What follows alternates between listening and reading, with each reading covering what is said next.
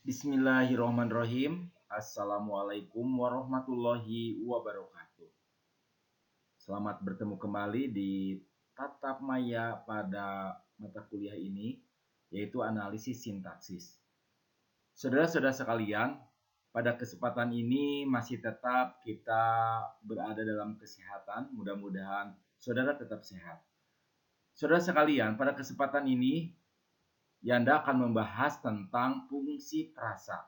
Nah, saudara sekalian, fungsi frasa itu ada dua. Yang pertama ada frasa ekosentrik, yang kedua yaitu frasa endosentrik. Nah, hari ini kita bahas frasa ekosentrik dan frasa endosentrik.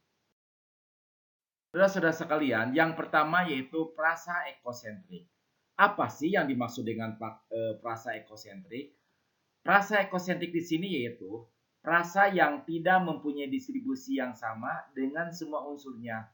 Intinya bahwa frasa ini yaitu tidak mempunyai distribusi, tetapi memiliki dari dua kata atau lebih. Nah, dalam frasa ekosentrik ini mempunyai unsur yang menerangkan, yang biasanya yaitu memiliki proposisi atau konjungsi yang ditambahkan kepada kata benda.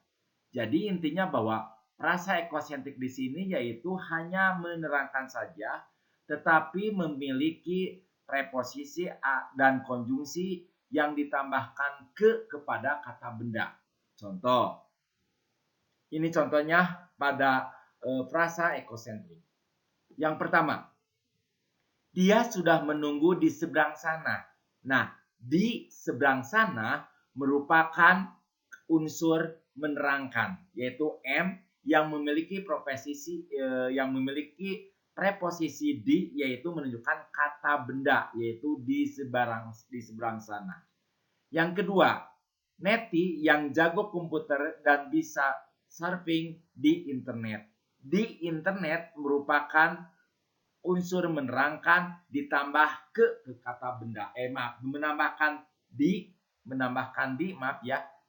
atau kepada kata benda. Jadi sekali lagi bahwa frasa ekosentrik bukan ke saja, tetapi di menerangkan kata benda atau tempat, bisa seperti itu. Yang kedua, ia berminat mencari Ricky di warung. Di warung merupakan unsur menerangkan, yaitu di warung, yaitu preposisi atau di, yaitu menerangkan kata benda. Yang berikutnya, ia tidak perlu keki dengan berbagai sindiran yang dilontarkan teman-temannya di pramuka. Intinya bahwa di ini merupakan preposisi, yaitu kata benda. Yang kelima, cowok jabrik itu menyambar bakwan yang disediakan di meja. Di ini menerangkan kepada kata benda. Inilah, jadi sekali lagi bahwa frasa ekosentrik di sini yaitu unsurnya hanya menerangkan. Nah, yang biasanya hanya memiliki preposisi di atau kepada kata benda. Ya, ini di atau sekali lagi ke kata benda. Saudara-saudara sekalian, yang kedua yaitu frase endosentrik. Nah, apa sih frase endosentrik?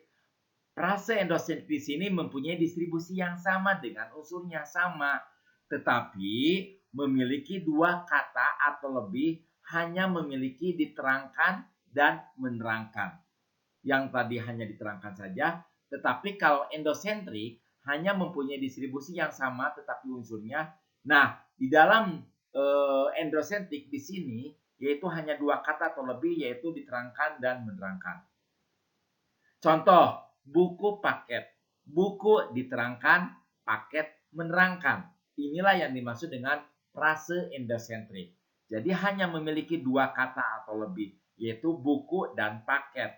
Buku diterangkan, paket menerangkan.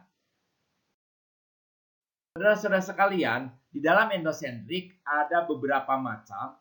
Yang pertama yaitu ada frase endosentrik yang koordinatif. Nah, frase yang bagaimana yaitu yang terdiri dari unsur-unsurnya yang setara, yang sama, atau unsur-unsurnya dihubungkan dengan kata penghubung dan atau.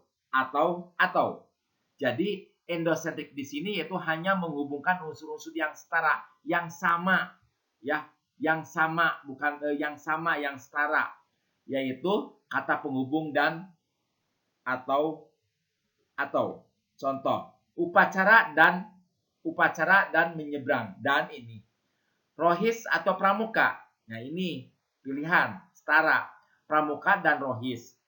Rana dan anto. Salah dan hilaf. Kepala dan punggung. Marah dan kesal. Siswa siswi. Nah, siswa atau siswi boleh. Siswa dan siswi. Cinta dan kasih sayang. Ya, cinta dan kasih sayang. Kalau misalkan ada kalimat seperti ini namanya frase endosentrik yang koordinatif, yaitu yang mempunyai unsurnya setara, yang memiliki kata penghubung dan atau. Saudara sekalian, yang kedua yaitu frase endosentrik yang atributif. Nah, kalau frase endosentrik yang atributif yaitu hanya memiliki unsur pusat dan unsur atribut. Nah, apa itu unsur atribut? Yaitu unsur yang menerangkan unsur pusat. Nah, fase yang unsur-unsurnya tidak setara. Contoh ya, biar paham semuanya. Ini, suka berkarir. Ini merupakan unsur atribut yaitu yang menerangkan unsur pusat. Suka berpikir, suka berkarir. Siapa yang berkarirnya itu yang mempunyai kesukaan. Terus yang berikutnya, lewat sekolah. Nah, lewat sekolah memiliki unsur pusat, ya, dan unsur atributnya. Ini lewat sekolah. Nah, kemana lewatnya? Yaitu ke sekolah. Pihak sekolah, siapa yang berpihak? Yaitu sekolah. Peristiwa itu, siapa yang mengakibatkan peristiwa? Yaitu itu, ya. Ruang perpustakaan. Nah, pusatnya yaitu ruang, perpustakaannya itu atribut. Nah, ini merupakan frase endosentrik yang atribut. Saudara sekalian, yang berikutnya frase endosentrik yang apositif. Nah, yang bagaimana? Yaitu frase yang semuanya unsurnya hanya merupakan unsur pusat dan menunjukkan atau mengaruh pada yang sama. Nah, biasanya unsur-unsur frase endosentrik apositif di sini tidak dapat dihubungkan dengan kata penghubung dan atau. Jadi tidak dihubungkan. Contoh ya, biar paham. Rini, anak kelas 11 IPA 2. Nah, ini tidak dihubungkan Rini dan atau tidak. Ini jadi kalau ada kalimat seperti ini namanya endosentrik apositif. Pak Joko, guru konseling tunas bangsa, tidak dihubungkan dengan dan atau. Abdullah dan Ubay, nah, pemimpin yang adil. Nah, Abdullah dan Ubay itu tidak apositif, tapi yang apositifnya itu Abdullah dan Ubay, nah itu ya.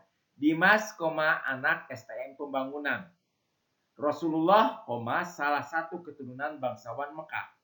Jelita, anak kelas 2 tunas bangsa. 7.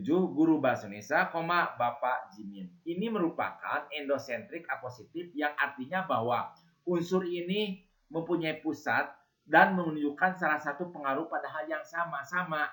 Tetapi unsur-unsurnya tidak dihubungkan dengan kata penghubung dan atau. Jadi kalau misalkan ada kalimat seperti ini namanya endosentrik apositif. Saudara sekalian, silakan tugas daripada individu. Yang pertama, tulis dulu materi ini ya. Ditulis dulu, kalau misalkan tidak ditulis nanti kalian saudara tidak akan paham. Yang kedua, analisis fungsi frasa. Dianalisis soal berikut ini. Nah, ini analisis frase ya, ekosentrik.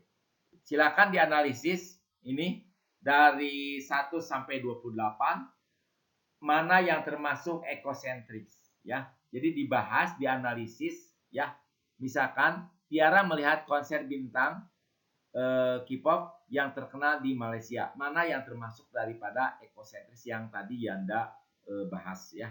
Jadi 1 sampai 28.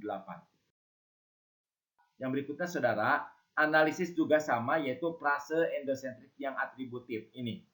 Ya, ini hanya 1 sampai 4. Silakan dianalisis.